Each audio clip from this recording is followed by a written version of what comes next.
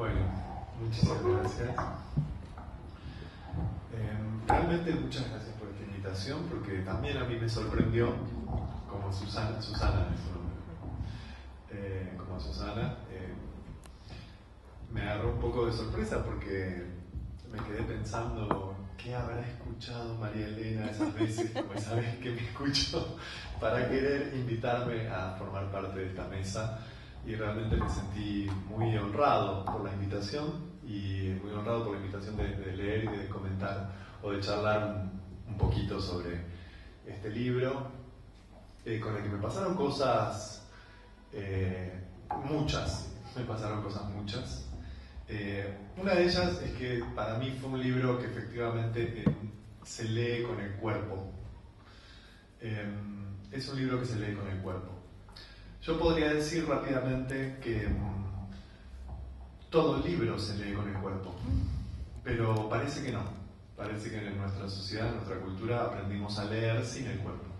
Así como aprendimos también a escribir sin el cuerpo, y este libro está escrito con el cuerpo. Entonces no se puede leer sin el cuerpo, ¿no? Sin que nos pasen cosas. Un poco como decía María Elena hace un rato, yo me dedico a trabajar me dedico a muchas cosas. En parte a trabajar en la filosofía, trabajo dando clases de filosofía, dando talleres de filosofía, y a mí me gusta decir y pensar esto, que efectivamente la filosofía, o esto que podemos llamar el pensamiento, o a mí me gusta más incluso el pensar es una práctica corporal. Si el pensar no es una práctica corporal, no pensamos, porque no pasó nada, ¿no? Solo contemplamos, solo intelectualizamos, solo teorizamos. Cuando pasa algo, y fundamentalmente cuando pasa por el cuerpo, bueno, a eso a mí me gusta llamar un acto de pensar, un acto de pensamiento, ¿no? O el acontecimiento de un pensar en un cuerpo. Y este es de esos libros con el que te pasan cosas cuando uno lee. A mí, entre varias cosas que me pasaron, me pasó una sorpresa y una alegría extraña de reencontrar una pista de mi pasado, también de mi pasado tan presente. Básicamente porque me reencontré con la verdecita. Yo soy entrerriano. Me vine a vivir a Buenos Aires hace 5 o 6 años, toda una experiencia. Es toda una experiencia venir a vivir a Buenos Aires con 29, 30 años. Pero básicamente yo siempre digo, cuento esta historia, que es que mi entrada en la vida política, aunque no hay vida que no esté en la política, pero mi entrada en la vida política, diríamos adulta, aconteció en el 2001, ¿no? El 2001 fue un gran acontecimiento social y político que me arrojó al mundo y a pensar y a experimentar el mundo de una determinada manera. Y en ese momento, en plena crisis 2001-2002, yo tenía creo que 19 años y efectivamente estábamos en las calles, en las universidades. Yo vivía en Paraná. Estábamos en las calles, en las universidades, en las asambleas barriales. Estábamos en todos los lugares en donde podíamos hacer un poco de sentido. Algo de lo que yo siento que sí vuelve a pasar hoy, ¿no? Aunque hoy no sea el 2001, necesitamos estar en espacios en donde podamos hacer sentidos, ¿no? La necesidad desesperada de producir sentido, ¿no? Allí en donde el sentido es arrasado. Y en esa estábamos, y la mejor idea que se nos ocurre con un grupo de amigos y amigas fue tomar una casa abandonada y en Santa Fe, efectivamente, y convertir esa casa abandonada en un centro cultural que se llamó Las Puertas Son de Adorno. Pero no de Teodoro. Claro, bueno, como varios y varias de los que estábamos ahí estudiábamos filosofía o estudiábamos comunicación social y leíamos mucho a Teodoro Adorno, entonces decíamos Las Puertas Son de Adorno y Las Ventanas de Horkheimer, ¿no? Que era uno de sus compañeros de escritura de Teodoro Adorno. Y esa casa, Las Puertas, en realidad Las Puertas, se nos convirtió un poco en nuestra casa. Era un lugar donde armábamos talleres de pensamiento, en lugares en donde proyectábamos cine y donde fundamentalmente bailábamos y festejábamos, ¿no? Había mucha fiesta en Las Puertas Son de Adorno. Y por supuesto que desde el momento en que la tomamos, esa casa había estado abandonada 6 años, desde el momento en que tomamos esa casa, la guerra por sacarnos de la casa fue tremenda. Esa casa había pertenecido a un sindicato y el sindicato la vende para construir un edificio, así que esa casa quería ser demolida, ¿no? Todo el tiempo la casa quería ser demolida. La policía aparecía 2x3 en todas nuestras fiestas, por supuesto. Finalmente, una vez concedámoselo, una vez la policía ganó, y 2 años y medio después de la toma de esa casa y de todos los proyectos que sostuvimos ahí, nos desalojaron de las puertas son de adorno, y entonces, como sabíamos que iba a ser demolida, arrancamos las puertas, arrancamos las ventanas y las llevamos a la Verdecita y las plantamos para que crezcan, ¿no? Lo cuento y me dan las ganas de llorar. ¿Qué les cuento? Y de pronto me encontré con la Verdecita acá, ¿no? La Verdecita se había convertido un poco en el lugar en donde pudimos volver a encontrarnos quienes habíamos trabajado y habíamos estado en las puertas son de adorno, grupos tan heterogéneos, de gente tan heterogénea. Cumplió una función muy importante, no solo para quienes la habíamos tomado, sino porque en el 2003 Santa Fe sufrió la inundación que ustedes recordarán, que sufrió, que dejó a una tercera parte de la ciudad fuera de sus casas, ¿no? Y esa casa, las puertas son de adorno, se transformó también en un lugar de cobijo y de cuidado. Y bueno, y el último encuentro que hicimos de grupos de amigos y amigas de las puertas son de adorno fue en la Verdecita, ¿no? Una gran asamblea inmensa con la gente, con las mujeres de la Verdecita, ahí pensando qué era autonomía en el 2005, ¿no? ¿Qué es pensar autonomía? ¿Qué necesidad que tenemos de seguir pensando este horizonte, ¿no? Así que este libro para mí significó muchas cosas.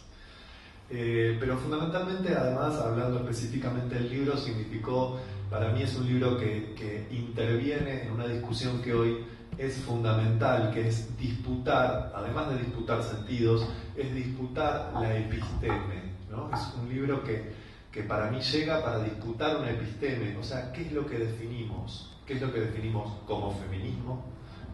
O como feminismos? ¿Qué es lo que definimos como ecología, ¿no?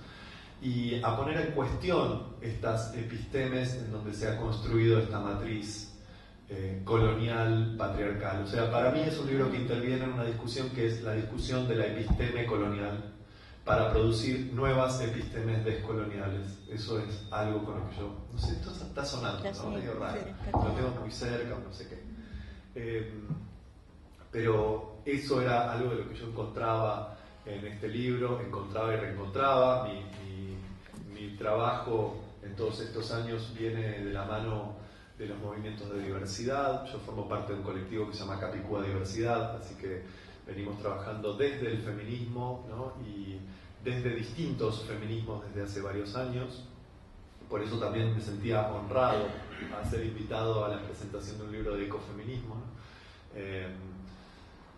Y de alguna manera me parece que el feminismo, en mi experiencia, consistió no tanto en una perspectiva que tenga que ver solo con las mujeres, ¿no? Porque si no hubiera sido muy difícil para mí devenir feminista, sino que tenía que ver con cambiar las preguntas. Lo que hizo el feminismo en mi vida fue cambiarme las preguntas, ¿no? Y lo que hicieron distintos feminismos en mi vida. Me parece que la gran apuesta epistémica y política del feminismo, entre otras cosas, es cambiarnos las preguntas. Yo recuerdo un texto de Linda Nochlin, una historiadora del arte feminista, que ella decía: ¿en serio creemos que el problema sigue siendo el de la pobreza, ¿no? Cuando en realidad el problema de este mundo es el de la riqueza? ¿No será hora de cambiar las preguntas? Entonces siento que este es un libro feminista y ecologista que apunta a que cambiemos las preguntas, no solo las respuestas, a que nos hagamos otras preguntas. Y me reencontraba con eso, incluso en la primera parte del libro, ¿no? Al principio, en la página 17, que dice, cita a Ana de Miguel y dice: al decir de Ana de Miguel, el ecofeminismo, ¿no? Y el feminismo, está hablando de la militancia feminista, nace del ejercicio de dejar pasar el feminismo por el cuerpo.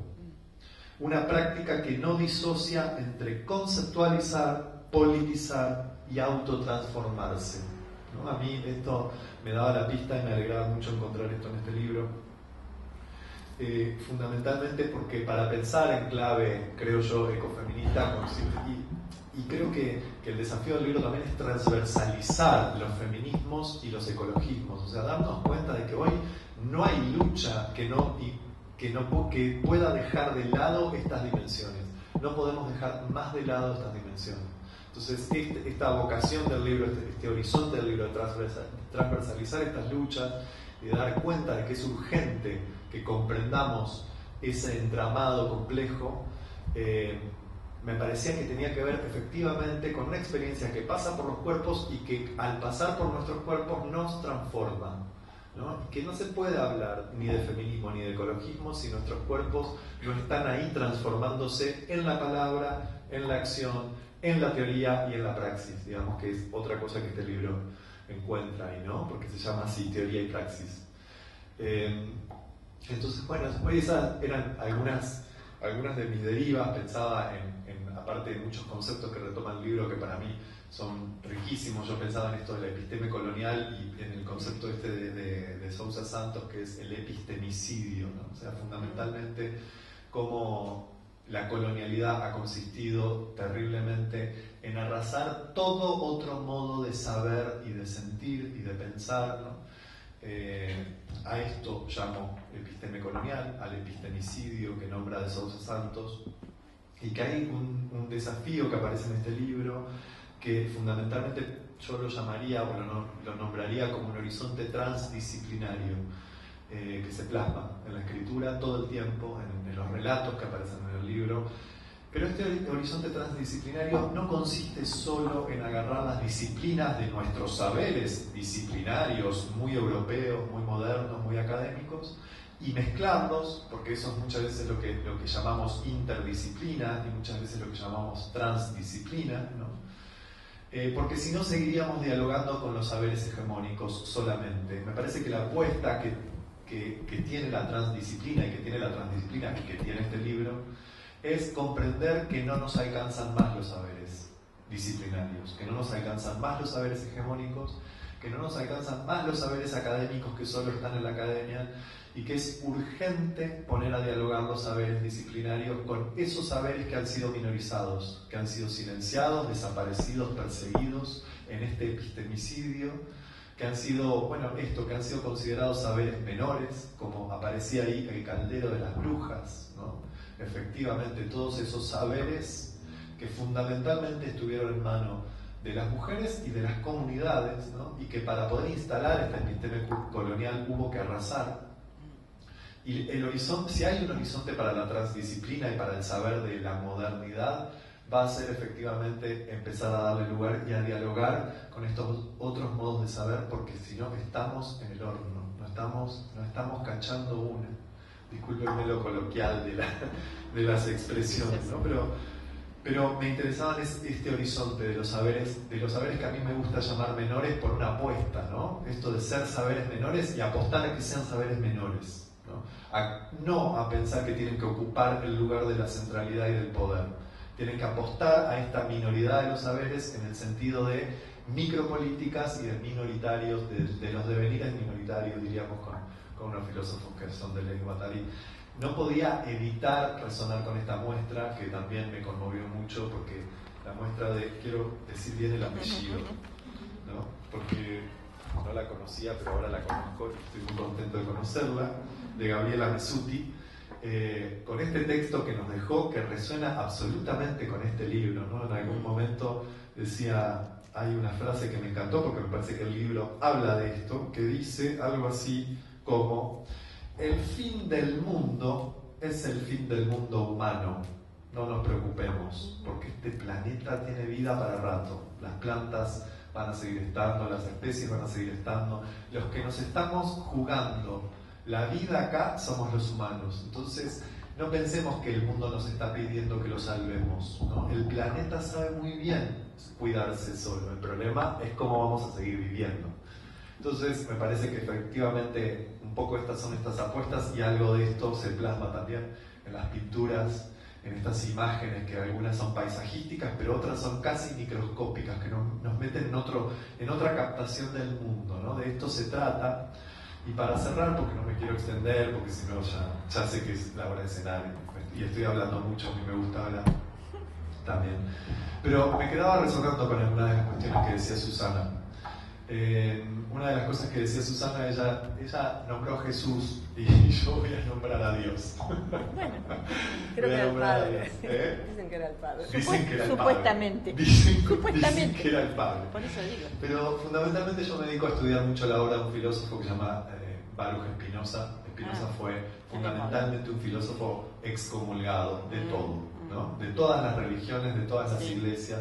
Porque Spinoza se le ocurrió el atrevimiento de pensar algo que él llamó la univocidad. O sea, de pensar que no había por ningún lugar había dos mundos. Que no había el mundo de lo divino y el mundo de lo terreno, que no había padre, que no había hijo. Que a lo único que él podía llamar Dios era la naturaleza. Entonces él escribe en sus libros Dios igual naturaleza, ¿no? Pero no solo para, como lo acusaron, porque Spinoza fue acusado fundamentalmente de ser ateo, ¿no? Por toda la cultura del siglo XVII europea, no solo para eso, sino que para mí lo más interesante que tiene Spinoza es hacernos entender que la naturaleza es divina, ¿no? Que es muy diferente que pensar que se trata de un ateísmo. La naturaleza es divina y este mundo, decía Spinoza, es todo lo perfecto que puede ser. Ahora tenemos la potencia de hacerlo más perfecto aún. Fíjense qué interesante, porque en Spinoza no hay la idea de que este mundo es imperfecto y hay que perfeccionarlo. No hay modelo. En Spinoza no hay modelo, no hay Dios superior. Dios es esto que estamos siendo, decía Spinoza de alguna manera, ¿no? Por eso a eso yo lo llamo naturaleza. No se le hubiera nunca ocurrido a Spinoza pensar en la partición naturaleza-cultura, ¿no? De hecho, a mí me gusta decir desde que me dedico a Spinoza que la cultura no es nada más que el modo de ser de los seres humanos, de que es su modo natural de ser de los seres humanos, ¿no? Y este problema que hayamos separado naturaleza y cultura nos está dando estos efectos. La no comprensión de esto que somos, que es la trama que esta obra también de Gabriela dije bien tu nombre, ¿verdad? Que expresa tan bien, es la trama, ¿no? Acá no se trata de la trama social, porque lo social nos dejó en una trampa todavía del lado de la cultura. La trama es vital, y lo que hay que cuidar es la vitalidad de la trama. Y a esto estamos llamados y llamadas, y me parece que este libro es una apuesta más en esta línea, cuidar la trama. Nada más. Muchísimas gracias. Muchas gracias.